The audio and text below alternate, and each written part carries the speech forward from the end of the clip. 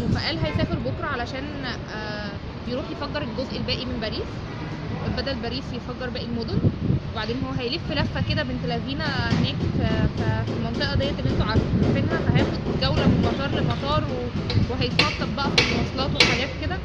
فهو المفروض هيقول لنا لما هيروح هيعمل ايه، بس طبعا ده غير حقيقي، ده مش هيحصل. يعني هو لو ما اتمسكش يعني ممكن يقول لنا، لو اتمسك وقالوا عليه ارهابي، بصوا شكله ارهابي